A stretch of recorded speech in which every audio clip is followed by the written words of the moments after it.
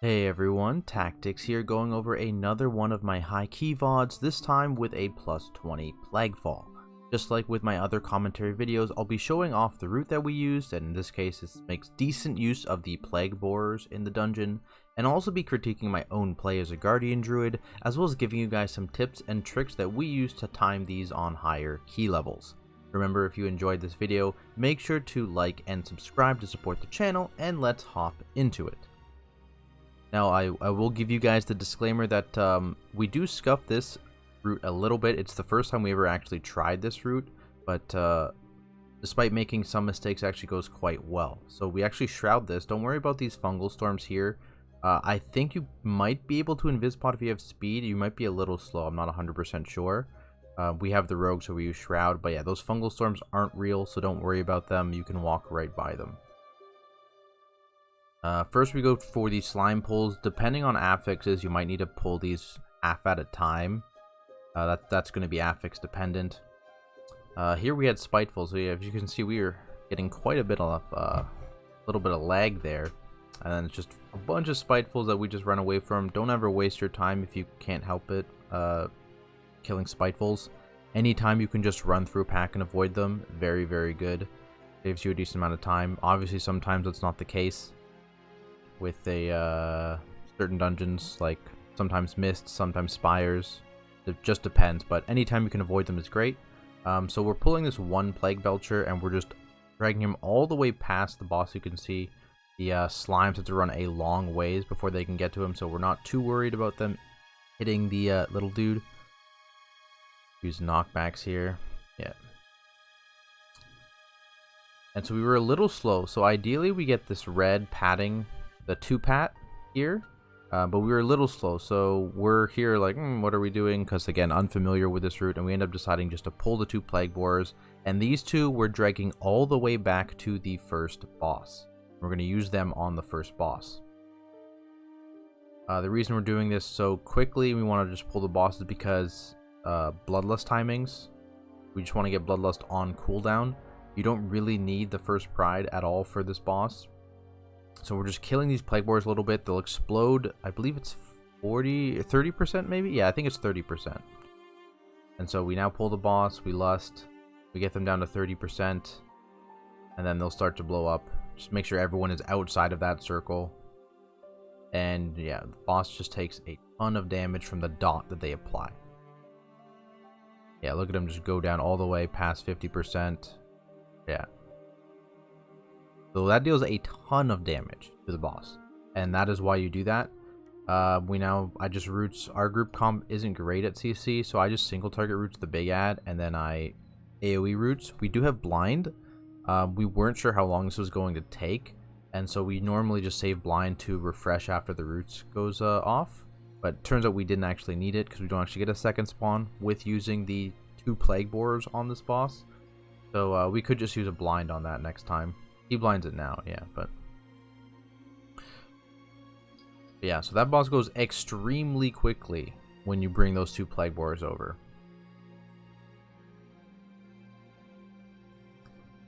So then we pull down here. We CC those Plague Borers, and now we're going to bring 1 into the next pack. Yeah. And so positioning is very, very tricky here because, again, with all there's 2 frontal cones in this pack. And so what people need to remember is that your damage doesn't matter too much on this pack because the Plague Borer is going to carry a lot of the weight. Now the problem here, what I did by mistake, again, this is all just root unfamiliarity and just not being super comfortable doing these pulls yet. I should have waited on that Plague Borer. You see, I pulled it in immediately. Where is its health? There it is. The rigged Plague Borer, 67%. We should have done the same thing we did with the first boss. I wasn't thinking about it, but we should have just pulled that one, DPS'd it down to like 40%, and then gone in, because as you can see, this pull is pretty dangerous, and I have to now live it a long, long time. Because we didn't pre-damage the Plague Borer. So that's definitely something we need, I need to make sure I don't do next time. See, look, I'm gonna go very low. I might even proc my cheat here, because this pull does a lot of damage. Yeah, I do proc my cheat there as well. Yeah, it ends up going off quite late. We even missed the spine breaker, so yeah, you definitely want to make sure you're pre-damaging that Plague Boar. Yeah, not the cleanest of pulls, but it ends up working out okay. Yeah, and so that's the other Plague Boar. So because it took so long to kill this pack, the other Plague Boar actually had the CC break. It's not the biggest deal. We're going to use it immediately anyways, I believe. Ah, no, I see what happens. Okay, so next mistake. Where is it? We should have just pulled this pack and just left this CC'd in the corner. Remember we missed this right at the beginning of the dungeon. We actually want to pull this early on too, because you can actually abuse that red slime as well. On the first boss, it's not too big a deal, but you want to pull it because look at our percent right now. We're supposed to get our pride right now for the next pull, and then use this guy with the pride. On the pack over here, not on the pride, but on the pack over here. And that is the problem. So we're gonna actually like, oh, it's fine. We'll just do the next pack with the Plague Boar since the Plague Boar is unCC'd. It was not fine. Yeah, so we are getting it down low this time, which we should have done the last pull. And then we're pulling it in. Do this double pack. But as you'll see, this is an almost 8% pack, and we have less than 4% to our pride. And when I die here too, yeah. Very, very scary. So I think we just try and kill the pack. We see the pride late. We're like, oh, that's happening. And then we just try and kill as much as we can. Yeah, so we end up even full wiping with this route. So it's a very good route because I should be able to time a 20, screwing up a few of the more important pulls.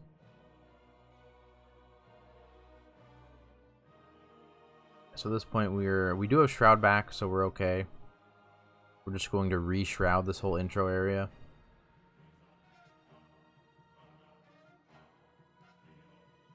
So it's not too big of a deal. If we wiped earlier and didn't have Shroud back, this would be terrible. But having Shroud up, we're perfectly fine.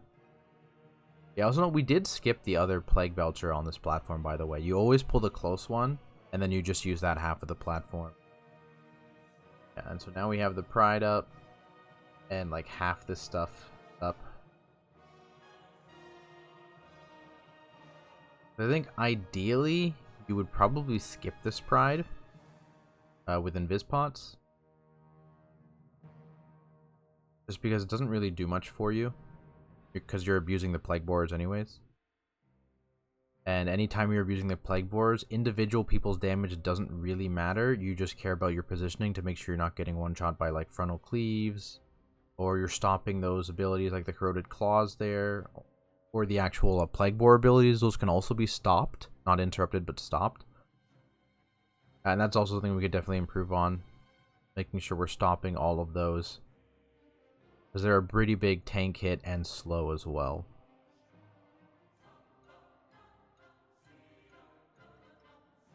We're just cleaning up that pull that we half killed. Then you'll see we're going to actually jump around to get access to the Plague Boars in the Gauntlet earlier.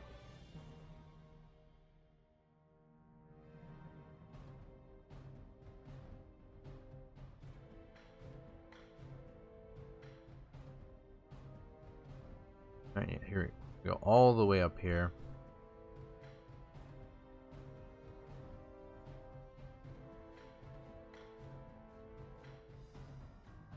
Pull these guys and then wait for the first frontal cone, so it goes off fairly early, and then we just run down to the Gauntlet to trigger the spawn of the Plague Boars. Probably could be doing this a little faster just to get that first Plague Boar spawn. Yeah, I just tag it with Moonfire, pull it right in, and you just wait for this one. You don't need to kill 30% because they have that timer. You just wait for that timer to expire and it dies. So it makes these both easier and harder to use, depending.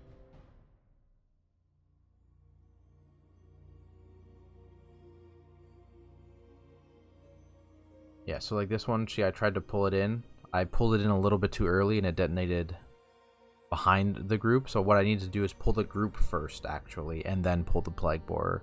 So that the group would run a little bit further. And now I think I'm just, yeah, I had to turn around and pull that one plague boar running around, so I missed that one as well. In hindsight, we probably should have someone else doing this, tagging the plague boars and bringing them in. And I can just taunt them as they come in.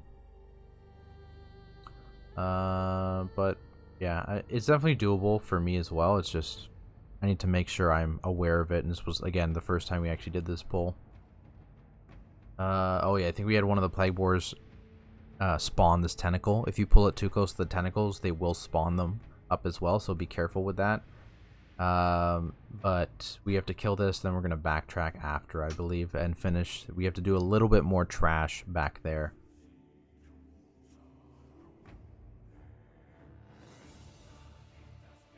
They deal a ton of damage. I think we have like one more pull that I'm now going to pull back.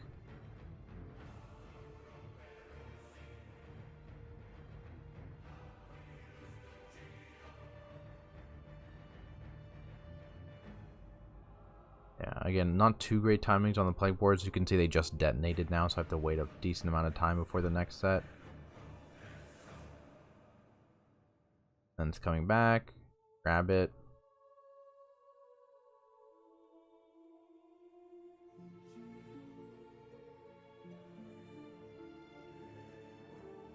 Finish off this pack, and then this is the Prideful, and again, we just use these plague boars to kill this Prideful. It's pretty free.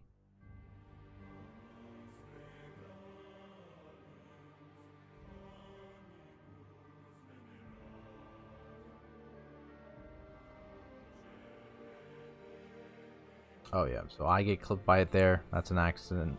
Definitely need to be just watching. The Prideful moves a little weirdly, but not the end of the world here.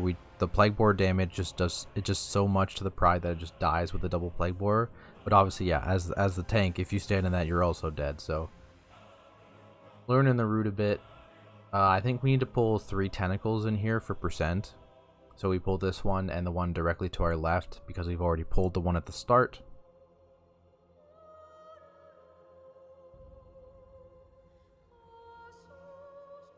And something we could do here to save time actually is like after the Plague Boar does their ability, we could have someone just, like the warrior, just taunt it and bring it to this tentacle. That might actually make it easier. Or like a mind control even. Just so we can actually save a little bit of time here. Maybe that would save us like 15-20 seconds. Just because the tentacles would just die instantly at the same time. We wouldn't have to wait for another whole round of Plague Boars to kill them. Alright, and then we go to this mini boss pull. So what we do here is we all run through. We let the first set of Plague Boars detonate, and when that happens, the mage is going to run down and pull the pack at the left on the bottom of the stairs. Now, something I was thinking about too, we could also at the same time have the rogue pull the pack at the right at the bottom of the stairs, just so we can group them all up and get more use of the Plague Boars. But as you see here, everyone else will then kill the mini boss, and then we have some Plague Boars that we're going to use right here and just blow this pack up. So this could actually definitely be double the size if we have the rogue run down and pull the other side, and just make that even faster, I think, for next time. So one more thing we could improve on. But yeah, this route, it's very, very good with the Plague Boar abuse. So obviously that is actually getting nerfed a little bit on beta for 9.1. But even then, I mean, you're still going to do it because it's just free damage.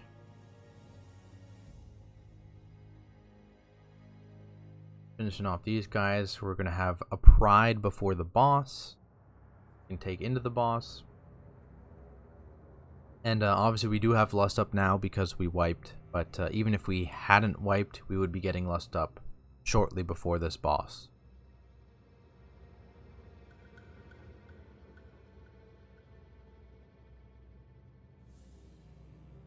Finishing off these guys. Can probably skip ahead a little bit. Nothing too exciting with this Pride. Kill the Pride and go straight into the boss.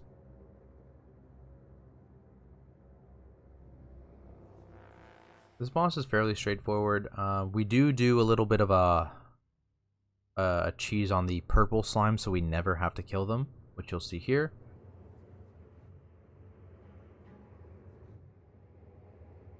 Gotta wait for him to jump. And so we use mass roots, which I have for the first boss anyways. Knock it back again. We do the double knockback because the Typhoon knockback is a little bit weak, and then the Priest knockback is just a little bit unreliable. So we use both of them just to make sure it gets knocked back far enough, and then we just root it out there. And then as we move platforms, you'll see we'll probably... Okay, I use irregular entangling roots, but we can also just use blind. We probably just should use blind there. But we're just going to do the exact same thing here. Knock back, mass root it out there. Make sure Ickis doesn't get his cast off. And if you're wondering about his jumps, he will always shoot in the 4 cardinal directions, like front, back, left, right from him. So what we say is backpack. So we just watch his backpack and just don't be lined up with his backpack. Because he'll always shoot from his front and his back. And so yeah, the slime came in now, so we blinded it. Note that these Withering Filths won't do anything when they're rooted out here. They'll just pretend to cast on somebody and then not. And it's pretty easy, you just ignore all of the purple slimes. Just extra damage you don't need to do on this boss.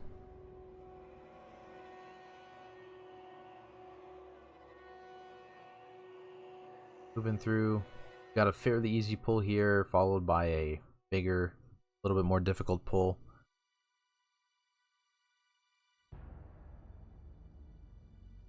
Dealing with these slime tentacles. Then the big pull on the island, it's worth it for sure. It's a lot of percent. It can be a bit scary again because the giant does that AoE damage and you start losing a lot of space, especially with Spitefuls. As stuff starts dying, you get even less and less space, so it gets a little scary, but it's definitely worth it. You want to just make sure you have cooldowns here, so we have everything. I Incarn. I'm getting a little lag here. I Incarn, we have Combust, we have all the Warrior CDs, we have Adrenaline Rush, we have everything. So we just pop it all here, and it gets a little spooky, as you can see. So you start losing space, and then it slowly frees up as you start to lose almost all the space. And then you have to deal with these Spitefuls, which is also very spooky. So we just run as soon as we can. I think we leave one ad barely alive. We assume it's going to die to dots, and I think it actually ends up living a long time. But yeah, we run straight through because we're pulling this 2-pack. There is a tentacle to the right you want to make sure you avoid in the water. Just make sure you can run straight to this pack because you're pulling it anyways. You're dragging it down to this one ambusher and just getting them all dead together.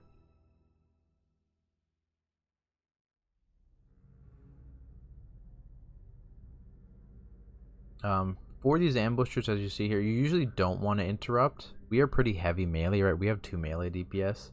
But even then, you'll see melee will just pre-position so they're in a good spot and then not kick that channel. Because the longer the ambushers are channeling, the less likely they are to actually spawn more of the little stealthlings, as you see here. And those stealthlings can be spooky. So as few spawns of those as possible is always a good thing. Here we just have individual stops to get that AoE shield down, and then yeah, we're all pre-positioned. We're just DPSing here, not kicking the ambusher, and then we're only going to get 1 spawn of stealthlings now instead of 2 or sometimes even 3 if you kick that immediately.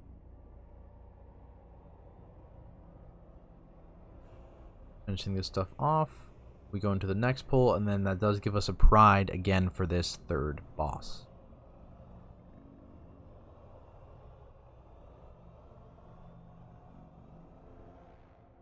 This pack, again, I think it's the 2nd ad here that spawns the pride, so you want to make sure you're killing like the ambusher first probably, and then the other 2 at around the same time.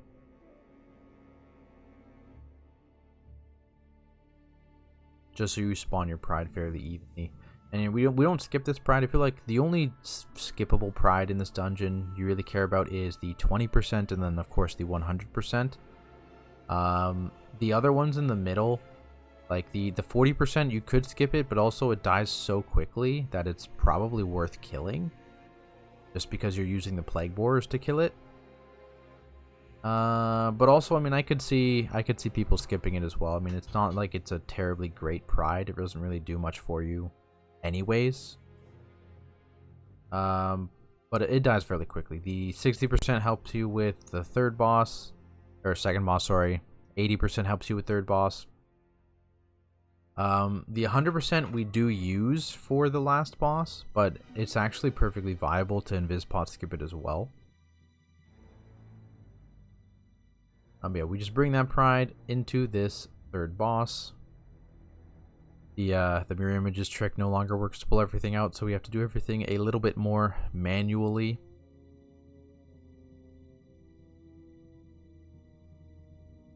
As you can see here, so basically I just always get the closest ones. We have the rogue jump out. We either flame strike or heroic leap to anything else further out there. And we just get them out as quickly as possible, because the longer you let them stay out there, the more damage they're going to do to people, and that's just going to end up killing people. Yeah, pretty much this boss is straightforward. I mean, the only thing I'm doing here is making sure I'm dispelling that cytotoxic slash, because I'm the only poison to spell. But that's really it. Nothing too scary on this boss fight, really, unless that happens. Yep, try not to bring the shadow ambush on top of the group, but we still recover from that. Just having a minor defensive up for the ambushers is pretty much the only thing you really care about, and a minor defensive for cytotoxic, and so you can just kind of rotate that stuff. Cytotoxic, really, you don't even need anything for. It's not terribly scary. And just repeat pulling out all these ambushers.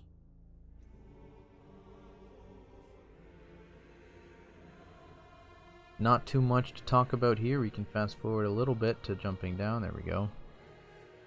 Yeah, so here is just ordering. So if you want to skip the Pride, and I actually think it's probably worthwhile, you would actually do what we're doing first. You would do that second. So we're going to this right little alcove to get these slimes.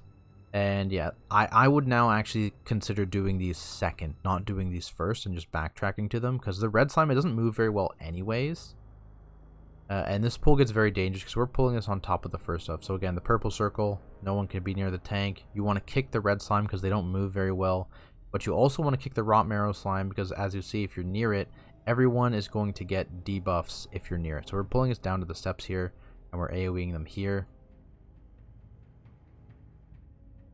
A reminder, that purple circle, sometimes it looks like it's not hitting the tank. It's pretty much always hitting the tank, so just be careful. Just the tank won't have a circle, someone else will, but it'll still jump to the tank, so just be aware of that. It can also be stopped though by any stop, so we need to make sure we're doing that. I don't think we got any stops there. Yeah, so you can see this pull gets very spooky, and that's another one of the reasons why I think it's probably better to do this second and then just try and skip the Pride. Another thing is we have a Necrolord, so you get triple buffs from that pull, right? Which is very, very good going into the boss. 2 minutes of triple buff. So if you do that second, and you're basically doing it right before the boss, and then you Invispot skip the Pride, you have the full 2-minute buff for the entire boss fight, which is very, very good. It's like a haste buff, it's like a nature damage buff, and then it's a damage reduction for you and then anyone that stands close to you. And you're fairly stacked for the majority of this fight anyways, so it's very, very good. Yeah, so now we're just cleaning up these devoted pretty quick, and it spawns the Pride and we opt to kill it. But again, looking back, I think we would do this pull first, kill all this stuff, and then we would go back to the slime room, kill the 3 slimes, and then Invispot skip the Pride. And I think that would be the play. But as you can see, like, we had a full wipe. We definitely had some mistakes on pulls, and we still have 8 minutes. Well, we're at this last boss. We have 8 minutes to kill this last boss. So this is absurdly fast. This route really makes use of the plague boards in the dungeon. You could do even more. Like I said, a few different situations where we could be doing more with these plague boards. So this dungeon route, assuming we don't wipe and we do the slightly bigger or slightly better use of plague board pulls, it would be even faster. So, I mean, that's one of the reasons why I think what Ellesmere and JBC and Nerf Tank, those guys, they all finished Plaguefall on plus 27, right? It's one of the reasons. The abuse of the plague boars just saves you so much time in this dungeon. Tip for this guy, the spawn is always the safe spot for the tentacles. You can see it's never going to get hit by these tentacles, so everyone can just move towards that. And as I mentioned, see how stacked we are? So everyone would be getting benefit from the buff. Yeah, this is another reason why, like, Prideful is not too great on this boss, because we just have 25 seconds of wasted Prideful pretty much, because you push the boss during or slightly after the first rain anyways. It really almost never lets you actually avoid a rain. And then boss comes back, you have like 3 seconds of Pride, and then it's gone, so. We do up to Lust the second one, just so we can only get, I believe we only get 1 rain with Bloodlust in this second phase. Otherwise, you'd get 2 rains.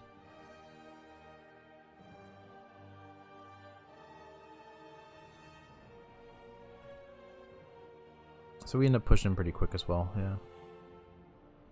Only about 10 seconds of Bloodlust wasted, but still a little awkward. We could save that for the last phase, but then we would definitely be eating 2 rains in that middle phase. So it just depends on where you want the extra rains, right? What we are saving though is we have Cloak and we have Ice Block for rains here. And so we just alternate them to make our healer's life a little bit easier.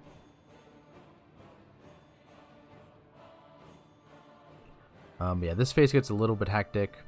What we can do to make this a little bit easier on ourselves is we could be knocking back these Devoted and CI Mass Root, just so we don't have to worry about them at all. Mass Roots in general is just really good in this dungeon. Just, yeah, make sure you're keeping an eye on those tentacles pretty much. Yeah, we commit an immunity there to drop off stacks, and then, yeah, we're able to get that boss down.